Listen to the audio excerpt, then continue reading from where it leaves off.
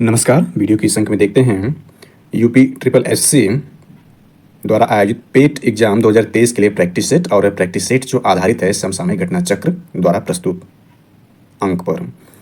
तो इसमें practice set 1 है, इसको देखते हैं। प्रैक्टिस सेट जो है आगामी जो इसका एग्जाम 2023 का होने वाला है 28 और 29 अक्टूबर 2023 के लिए, उसके लिए यह प्रैक्टिस सेट अति उपयोगी सिद्ध होगा। तो इसमें देखते हैं प्रैक्टिस सेट किस तरह से इसमें दिए गए हैं और किस तरह से इसका उपयोग आगामी परीक्षा यानी जो पेट 2023 इसके लिए इसका उपयोग किया जा सकता है।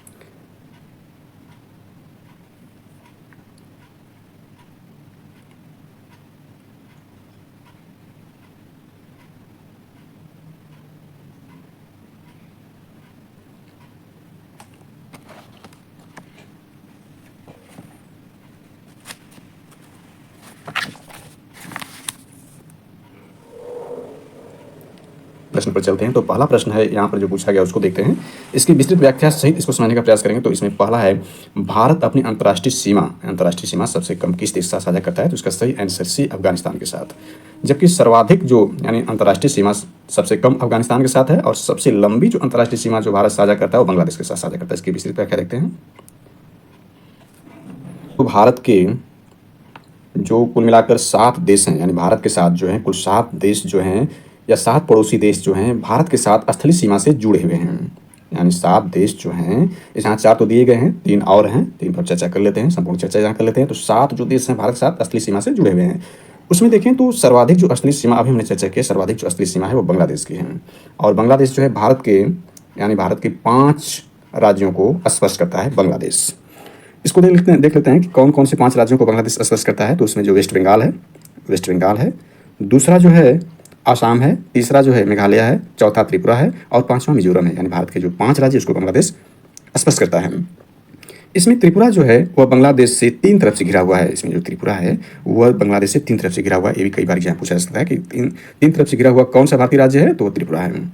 इसके बाद देखें तो बांग्लादेश के बाद ये 5 हो गए। इसके बाद इसमें जो है भूटान और म्यांमार भी भारत के साथ सीमा साझा करते हैं। तो इस तरह से 7 हैं। तो इन 7 में देखें तो सबसे ज़्यादा सर्वाधिक सीमा किसकी रही? वेस्ट बंगाल की, जो भारत के 5 राज्यों को स्पर्श करता है। इसके बाद चाइना इसमें दिया हुआ है, ये भी भारत के 5 राज्यों को स्पर्श करता है। तो ये किस राज्यों को स्पर्श करता है यहाँ पर चर्चा उसी भी कर लेते हैं। तो जम्मू कश्मीर, हिमाचल प्रदेश, उत्तराखंड, सिक्किम और अरुणाचल प्रदेश को जो है चीन की सीमा साझा करती है। इसके बाद देखें तो नेपाल भी, यानी नेपाल जो यहाँ दिया गया यह भी भारत के 5 राज्यों को के साथ सीमा स्पर्श करता है। नेपाल जो है भारत के 5 राज्यों के साथ सीमा साझा करता है। तो ये 5 राज्यों को देख लेते हैं नेपाल के साथ कौन कौन सीमा है। तो भारतीय राज्य में उत्तर प्रदेश है, उत्तराखंड है, बिहार है, वेस्ट बंगाल और सिक्किम है। नेपाल भी 5 राज्यों को स्पर्श करता है भारत के।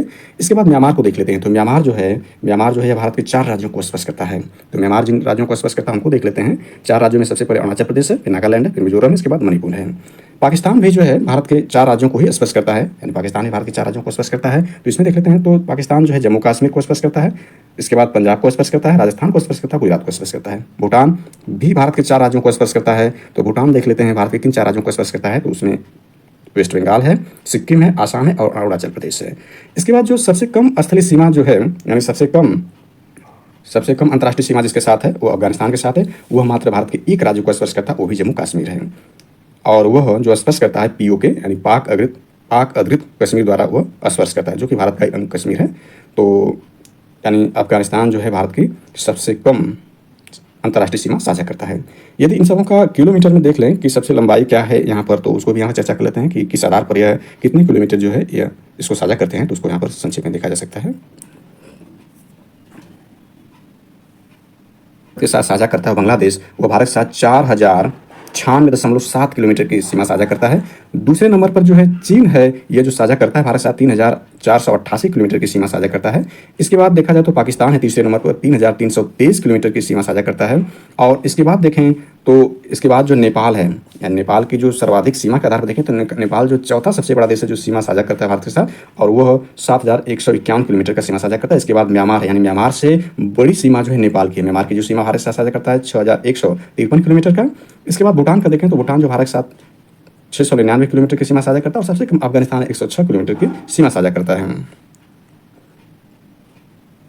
और इसमें समझने का प्रयास करें तो अभी हमने देखा कि भारत से जो सीमा साझा करते हैं, अंतर्राष्ट्रीय सीमा जो साझा करते हैं, उसमें स्थलीय सीमा से जो 7 देश हैं वो भारत के साथ सीमा साझा करते हैं। और कुल भारत के 17 राज्य, भारत के जो 17 राज्य हैं उनके साथ जो है इस 7 राज्य जो है स्थलीय सीमा से जुड़े हुए हैं।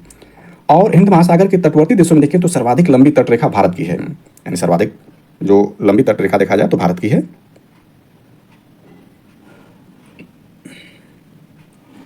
जो जुड़े हुए देश, अभी हमने देखा कि 7 जो देश भारत से जुड़े हुए हैं, उसमें केवल अफगानिस्तान जो है, अफगानिस्तान नहीं बल्कि 7 इन देशों में जो भारत का असली सीमा बनाते हैं, उसमें म्यांमार जो है, यानी म्यांमार जो है, यह सार्क का सदस्य देश नहीं है। शेष जो इसमें है सार्क सदस्य देश, सार्क में जैसा कि हम जानते हैं 8 देश शामिल हैं, तो 7 में से 6 ये हो गए। और इसके बाद यदि हम देखें इसमें तो जो है सार्क में अन्य सदस्य देखें तो आपका श्रीलंका और मालदीव भी इसमें ऐड हो जाएंगे भारत के साथ। कुल मिलाकर 8 देश सार्क के सदस्य देश, जिसकी स्थापना जो है 1985 में की गई थी। सार्क की स्थापना 1985 में की गई थी। यानी सार्क की स्थापना जो है 8 मेंबर इसमें, सार्क की स्थापना जो है 8 दिसंबर 1985 में की गई थी। और इसके अंतर्गत जो साप्टा यानी फ्री व्यापार के लिए जो अस्तित्व में आया था, उसकी सहमति 2004 में बनी थी और वह अस्तित्व में आया था 1 जनवरी 2006 में। जबकि फिलहाल में जो सार्क है वह ज़्यादा प्रासंगिक नहीं है, क्योंकि इसमें राजनीतिक कारणों की वजह से सार्क ज़्यादा उपयोगी नहीं सिद्ध हो रहा है। इसलिए भारत जो है सार्क की अपेक्षा बिम्स्टेक, बंगाल खाड़ी के जो देश हैं उस पर ज़्यादा ध्यान केंद्रित कर रहा है, उसको और ज़्यादा शक्तिशाली बनाने पर जोर दे रहा है। भारत के जो कुल 9 राज्य हैं वह तटरेखा से जुड़े हुए हैं। कुल 9 जो राज्य हैं वह तटरेखा से जुड़े हुए हैं। ये भी कई बार हम पूछा सकता है कि भारत के कितने राज्य तटरेखा से जुड़े हुए हैं, तो 9 राज्य जो हैं भारत के तटरेखा से जुड़े हुए हैं। और इसमें सबसे लंबी तटरेखा के रूप में देखें जो कि भारत की भूमि से जुड़े हुए हैं, यानी स्थल से पूर्ण रूप से जुड़े हुए हैं, उसमें गुजरात की सबसे ज़्यादा तटरेखा है। गुजरात की सबसे ज़्यादा है। और भारत के संपूर्ण राज्यों में, जिसमें हम जानते हैं कि 28 राज्य हैं और 8 केंद्र शासित प्रदेश हैं, उसको भी जोड़कर यहाँ पर देखा जाए तो सबसे ज़्यादा यानी शीर्ष तटरेखा वाले राज्यों में देखा जाए तो उसमें अंडमान निकोबार जो पहले पोजीशन पर हो जाएगा। और यदि भारत भूमि से लगे हुए राज्यों में देखा जाए तो सबसे लंबी जो तटरेखा गुजरात की है। लगभग गुजरात की जो है वह 1600 किलोमीटर है। और जबकि इसमें जम्मू कश्मीर, जबकि अंडमान निकोबार को भी शामिल कर लिया जाएगा, तब अंडमान निकोबार की जो तटरेखा हो जाएगी 1962 किलोमीटर जाएगी, अर्थात सर्वाधिक हो जाएगी। और भारत के 9 राज्य जो है तटरेखा यानी तटरेखा से जुड़े हुए हैं। तो क्षेत्रफल वाले 5 राज्यों को भी देख लेते हैं, बल्कि 4 राज्यों को यहाँ पर देखते हैं, तो क्योंकि यूपी स्पेशल के अंतर्गत जो चौथा सबसे बड़ा राज्य है क्षेत्रफल दृष्टि से वो उत्तर प्रदेश है। तो पहला जो है भारत का सबसे बड़ा क्षेत्रफल वाला राज्य जो है फर्स्ट पोजीशन पर वो है राजस्थान, दूसरे स्थान पर जो है मध्य प्रदेश है, तीसरे स्थान पर महाराष्ट्र है, चौथे स्थान पर उत्तर प्रदेश है। क्षेत्रफल की दृष्टि से उत्तर प्रदेश जो है भारत का चौथा सबसे बड़ा राज्य है, जबकि जनसंख्या दृष्टि से उत्तर प्रदेश पहला सबसे बड़ा राज्य है भारत में।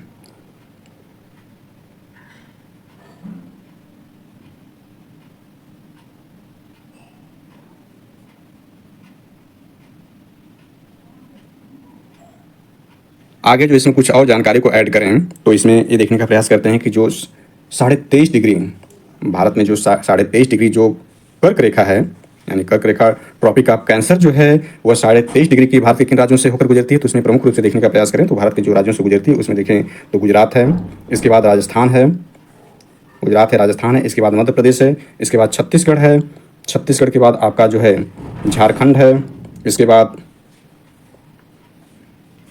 वेस्ट बंगाल है, यानी 5वें स्थान पर झारखंड है, फिर 6वें पर जो है वेस्ट बंगाल है, और 7वें पर जो है वह आपका त्रिपुरा है, और 8वें पर मिजोरम। यानी भारत के जो 8 राज्य हैं वह कर्क रेखा पर भारत के 8 राज्यों से गुजरती है। यानी 23.5 डिग्री की जो कर्क रेखा भारत के 8 राज्यों से गुजरती है। इसको हमने यहाँ पर देखने का प्रयास किया।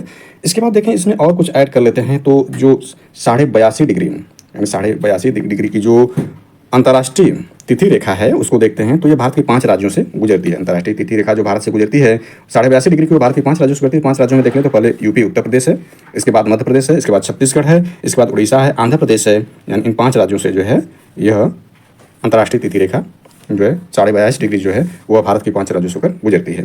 और इसमें हम ये भी जानते हैं कि जो है 1 आवर यानी 1 घंटा जो होता है वह बराबर होता है 15 डिग्री के, और 1 डिग्री को बराबर देखें तो 4 मिनट के बराबर होता है। इसका उपयोग हम समय निकालने में कर सकते हैं।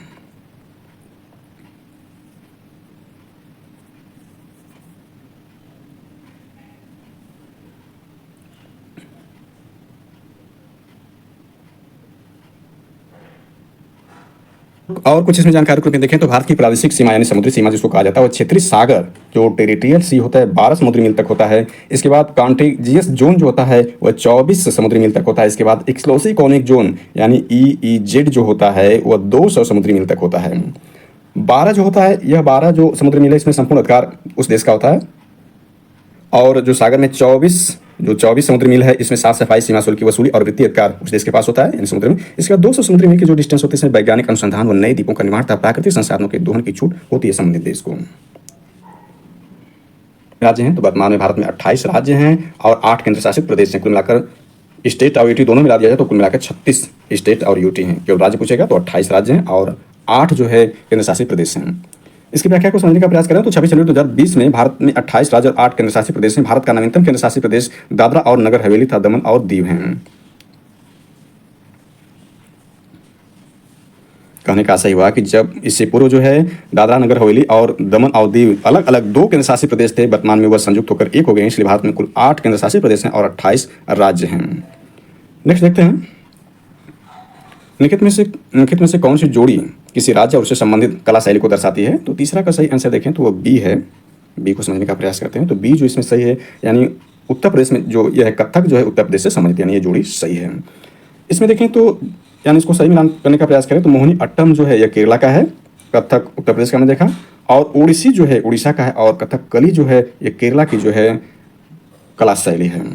नेक्स्ट देखते हैं तो 4 नंबर प्रश्न से भारत में सर्वोच्च वीरता पुरस्कार कौन सा है? तो 4 नंबर को इसमें देखने का प्रयास करते हैं तो इसमें इसका जो सही आंसर है परमवीर चक्र है। इसमें जो है भारत यानी परमवीर चक्र भारत का सर्वोच्च सैन्य अलंकरण है जो दुश्मनों की उपस्थिति में उच्च कोटि की शूरवीरता त्याग के लिए प्रदान किया जाता है। यह पदक युद्ध के दौरान वीरता के विशिष्ट कार्य प्रदर्शित करने पर दिया जाता है। जबकि अशोक चक्र को देखें, अशोक चक्र जो है शांति काल में दिया जाने वाला देश का सर्वोच्च वीरता पुरस्कार है। इसमें जो है परम विशिष्ट सेवा पदक, वीर चक्र, कीर्ति चक्र, जो विकल्प दिए गए उसमें देखें जाए तो परमवीर चक्र जो है यह दुश्मनों की उपस्थिति में उच्च कोटि की शूरवीरता प्रदर्शित करने के लिए है, और जबकि शांति काल में देश का सर्वोच्च पुरस्कार दिया जाता है वीरता पुरस्कार, वह अशोक चक्र है। नेक्स्ट देखें 5वां नंबर, तो अंतर्राष्ट्रीय पर्वतीय दिवस किस तारीख को मनाया जाता है? तो 5वें का सही आंसर देखने का प्रयास करें तो इसका आंसर जो है वह ए है, यानी 11 दिसंबर को। इसको समझने का प्रयास करते हैं तो अंतर्राष्ट्रीय पर्वत दिवस 11 दिसंबर को मनाया जाता है। संयुक्त राष्ट्र महासभा ने वर्ष 2002 यानी 2002 को संयुक्त राष्ट्र अंतर्राष्ट्रीय पर्वत वर्ष घोषित किया था, और वर्ष 2003 में पहली बार अंतर्राष्ट्रीय पर्वत दिवस मनाया गया था।